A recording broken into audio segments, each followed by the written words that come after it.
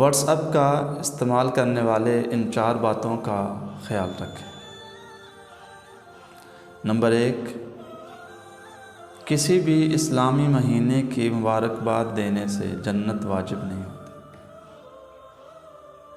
Number 2، خوشخبری اللہ دیتا ہے، 10 لوگوں کو میسج سینڈ کرنے سے خوشخبری نہیں ملتی۔ نمبر 3، پیارے نبی صلی اللہ علیہ وسلم کی قسم دے کر 10 لوگوں کو میسج فارورڈ کرنے کا کہنا حرام ہے۔ نمبر 4،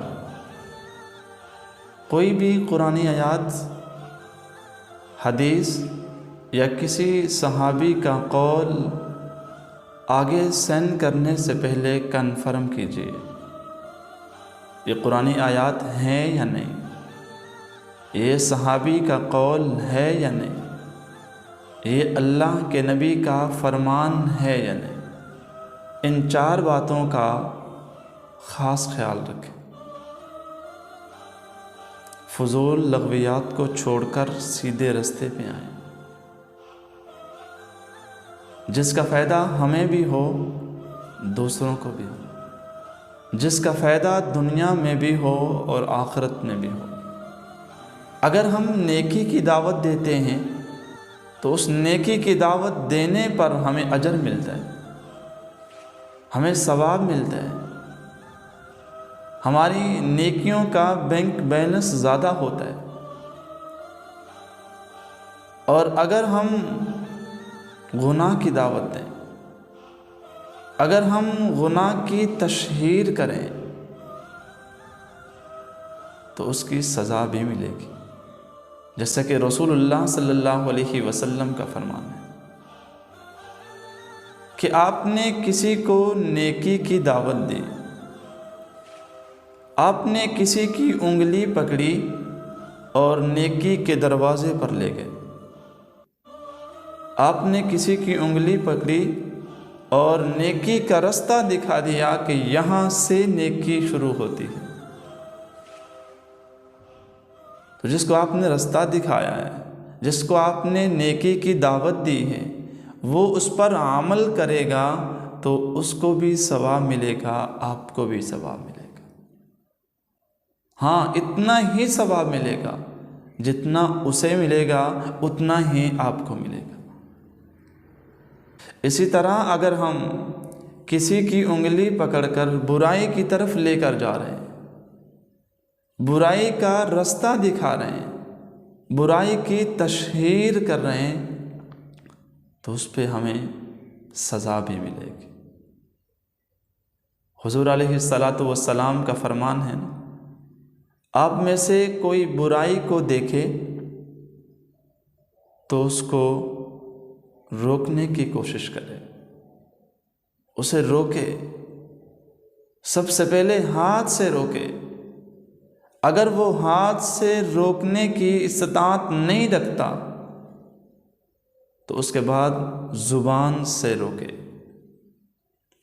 اگر زبان سے بھی روکنے کی طاقت نہیں رکھتا تو پھر اس برائی کو دیکھ کر دل سے برا مانے، اور حضور نے فرمایا یہ دل سے برا ماننا کمزور ترین ایمان کی علامت ہے۔ ان 4 باتوں میں سے جو چوتھی بات تھی، قرآنی آیات، حدیث یا کسی صحابی کا قول نقل کرنے سے پہلے، دوسروں کو سینڈ کرنے سے پہلے، دوسروں کی طرف تشہیر کرنے سے پہلے آپ دیکھ لیں کہ یہ حدیث ہے یا نہیں، آپ دیکھ لیں کہ یہ صحابی کا قول ہے یا نہیں، آپ دیکھ لیں یہ قرآن کریم کی آیات صحیح لکھی ہوئی ہیں یا نہیں۔ حضور کا فرمان ہے نا، من کذب علی متعمدا فلیتبوأ مقعدہ من النار، جس شخص نے مجھ پر جھوٹ باندھا وہ اپنا ٹھکانہ جہنم میں بنا لے۔ ہم نے دعوت تو اس وجہ سے دی تھی کہ نبی کا قول ہے، اس وجہ سے دی تھی قرآن کریم کی آیات ہیں، اس وجہ سے دی تھی کہ یہ صحابہ کا فرمان ہے، لیکن حقیقت میں وہ ہے ہی نہیں۔ حقیقت میں نہ وہ قرآن کریم کی صحیح آیات لکھی ہوئی ہیں، حقیقت میں نہ وہ حضور کا فرمان ہے، نہ صحابہ کا قول۔ تو اس لیے بھائی برائی سے باہر نکلیں، سیدھے رستے کی طرف آئیں اور لوگوں کو لے کر آئیں۔ دوسروں کا نفع اپنا نفع ہے، جتنی جلدی ہو سکتی ہے اس برائی کو ختم کریں۔ اگر آپ کسی کی انگلی کو پکڑ کر ایسے رستے کی طرف لے کر جا رہے ہیں جو نہ شریعت کا راستہ ہے، نہ حضور کا فرمان ہے، نہ صحابہ کا فرمان ہے، آپ گمراہی کی طرف لے کر جا رہے ہیں۔ یاد رکھیں کہ شریعت کے معاملے میں آپ جو بھی کام کریں اسے سیکھیں اور پھر کریں، اسے پڑھیں اور پھر کریں، اسے اچھی طرح دیکھیں اور پھر کریں۔ حدیث آپ دوسروں کو سینڈ کرتے ہیں، بہت مرتبے والا کام ہے، بہت بلندی اور اللہ کے نبی سے محبت والا کام، لیکن حدیث ہے ہی نہیں، دوسروں کو سینڈ کر رہے ہیں، اس سے محبت ملے گی؟ صحابی کا قول ہے ہی نہیں، تو آپ کو کیسے محبت ملے گی؟ اس لیے ہم مسلمان ہیں، ہم نے ہی دوسرے لوگوں کو راہ راست پر لے کر آنا ہے۔